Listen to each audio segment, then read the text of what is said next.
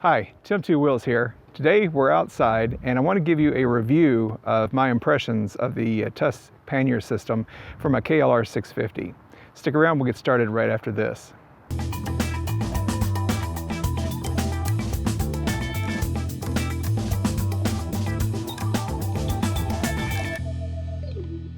So normally you see me doing an install and a how-to of the installation process. I did not do a detailed step-by-step install of these Tusk panniers, primarily because Rocky Mountain ATV has an excellent installation video, and there wasn't really a need for me to try to repeat that or improve upon that. I thought they do a very good job. I followed those directions for installing my set of panniers and it went without a hitch. So instead of spending all that time just showing you what Rocky Mountain has already shown you, I wanted to give you my impressions and give you more detail about the panniers and any issues that I may have faced while installing them. So in looking at pannier systems, the Tusk panniers are hard to beat from a price standpoint, you got to admit. Now, you look at Touratech and other manufacturers out there, there's some beautiful panniers, really nice, and I'm sure they're excellent quality. I have personally not had any experience with those panniers, but listen to this logic, okay? I paid $3,500 for this bike, okay? And yeah, I've done a lot of things to it, and I've put, some more money into it to get it exactly the way I want it, and I've got it set up pretty nice. But still, I did not want to spend, I could not justify spending $1,000 to $1,200, $1,300 on a set of panniers for a $3,500 bike. I mean, I can't see putting a third of my bike's value into just metal boxes to hold my stuff. So yeah, I like the way that some of those panniers look, like the rounded corners and all of that. But again, at the end of the day, it's just a metal box to throw your stuff in and haul it down the road. So basically, you say $400 for a set of racks and the boxes, and you're good to go.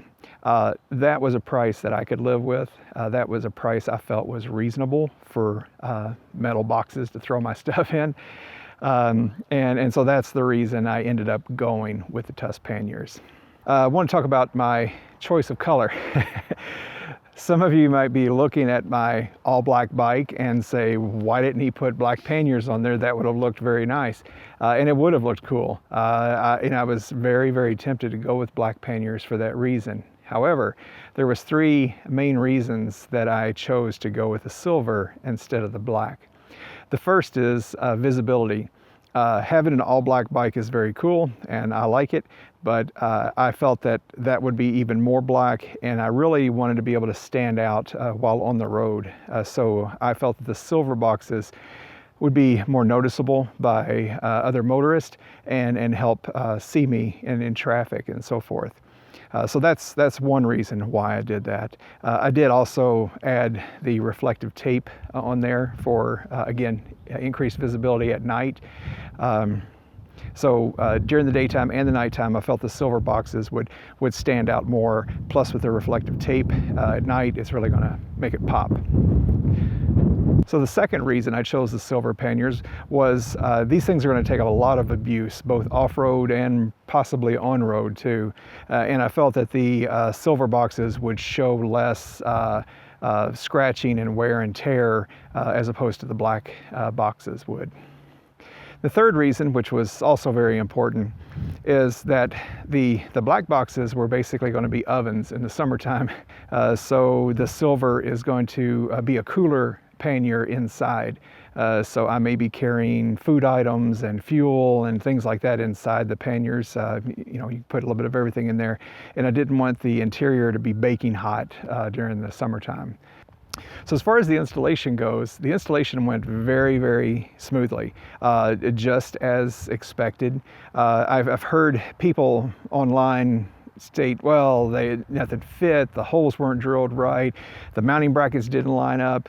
you know, they may have had those experiences, but speaking from my experiences, everything lined up beautifully. The bolts were good quality bolt hardware, everything fit.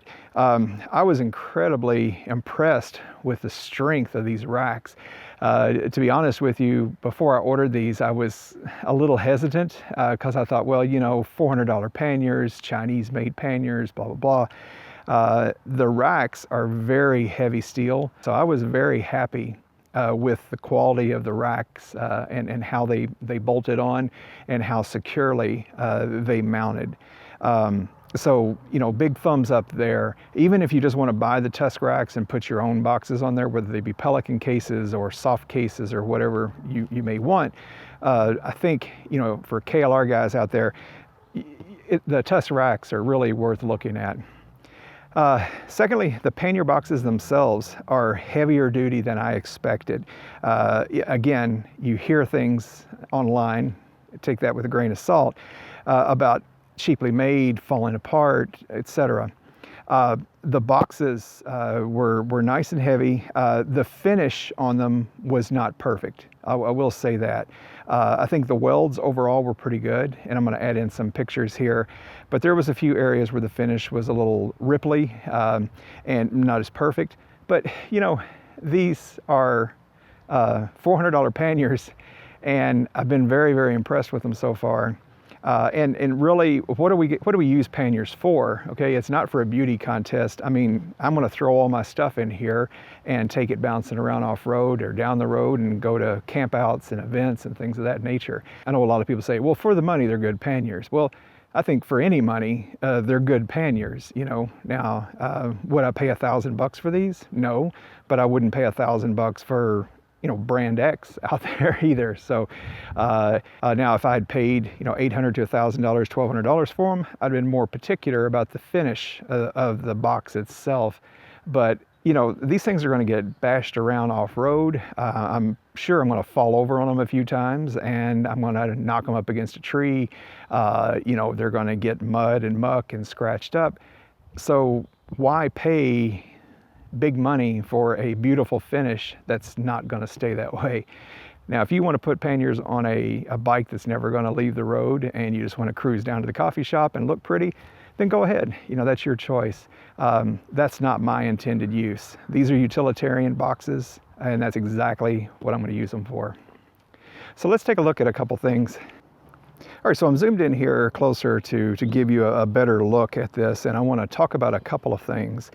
So two of the big issues that I've heard online that people complain about the Tusk pannier systems is, one, they say the locks will shake apart going down the road, and that also the Footman loops here on the top often will come loose. Basically, anything on a motorcycle, you want to put Loctite or thread locker on everything. I mean, bikes, especially a KLR being a thumper, gets a lot of vibration, and plus going off-road, your bike's going to shake, rattle, and roll a lot more than it will on nice smooth pavement.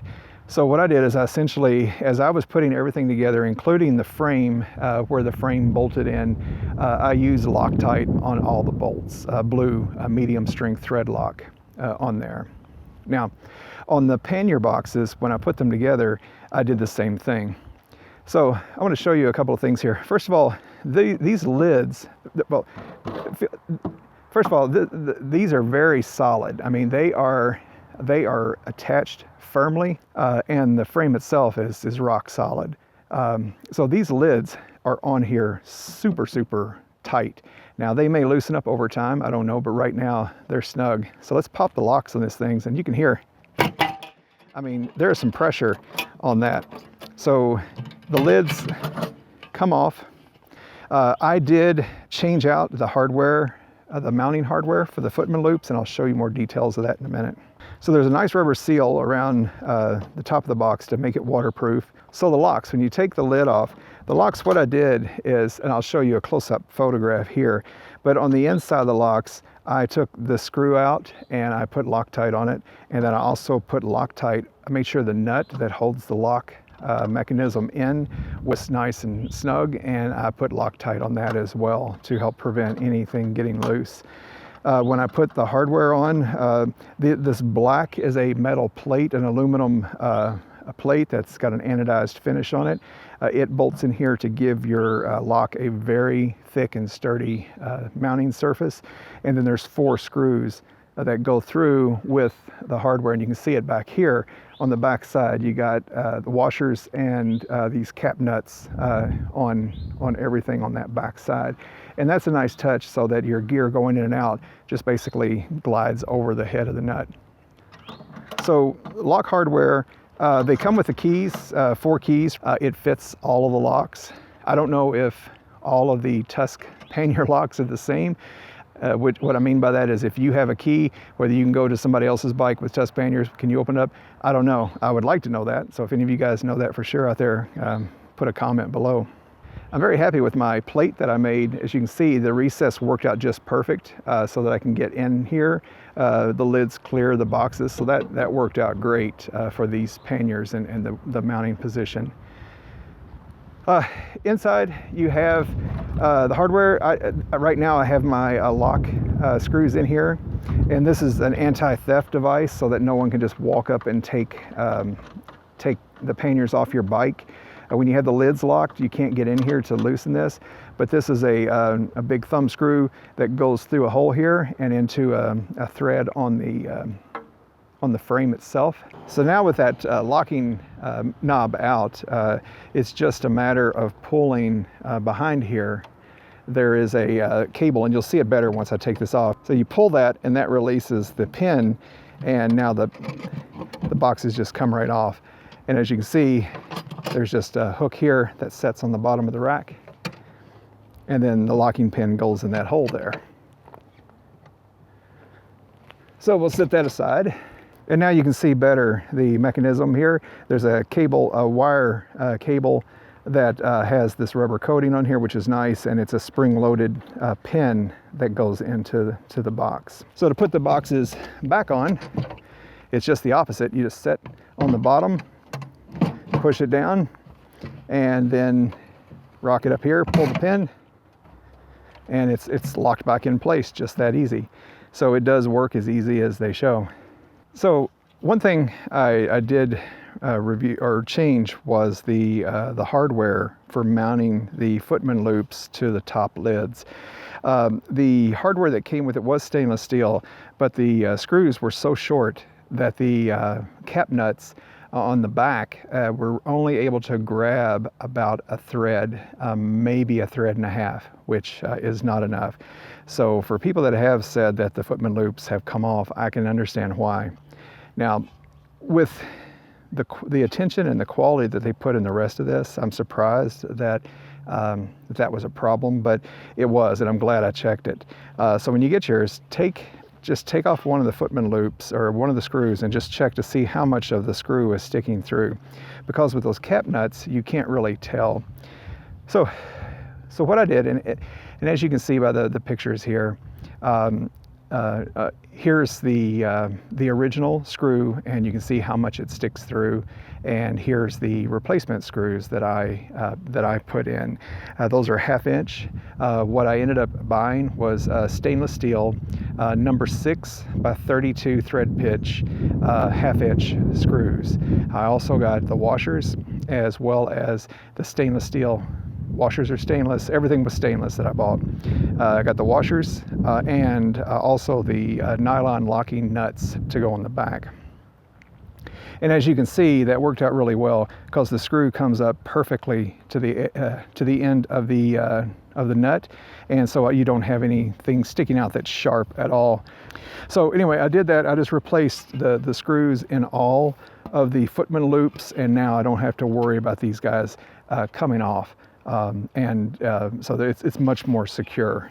So that was really the only thing that I was unhappy with, and that I replaced from a hardware perspective.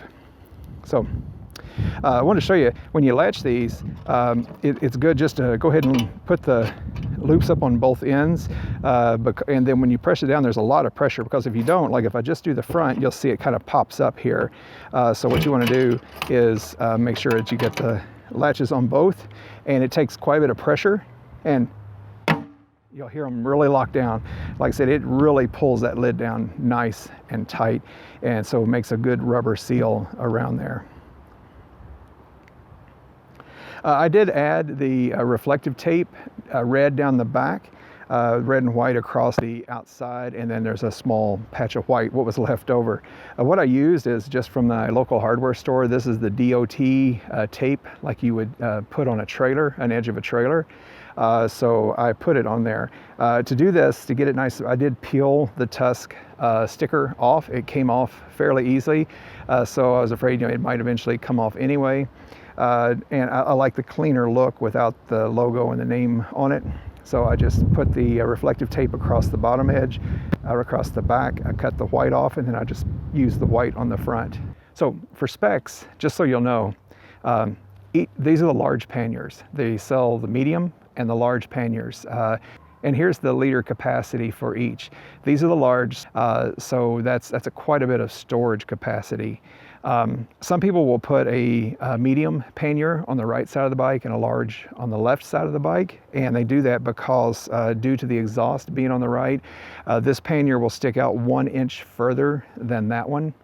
But I didn't do that. I just went with the large on both sides. You'll notice from the pictures here that the rear end of my bike got noticeably bigger. It is 38 inches across from edge of the pannier to edge of the pannier, just to give you an idea. I don't think that's too bad. Yes, it feels enormous when you first look at it and get on the bike, but it is exactly the same as my hand guards on the bike from edge to edge, and also from tip to tip of my mirrors is also 38 inches. So it's no wider than my handlebars. So, you know, riding the bike, I can kind of use that as a gauge to tell whether the rear end's going to fit. So far, I'm very, very happy with the quality of these. Other than replacing the hardware on the Footman loops, I didn't have to do anything special to make these work on my bike. I don't feel that they're cheaply made. You know, very utilitarian. KLR is very utilitarian. So I think it's a great match for an economical set of panniers for the bike. Now, only time will tell. So I'll ride these for a few months, and throughout the upcoming summer, I hope to go camping and go to quite a few events in the eastern United States.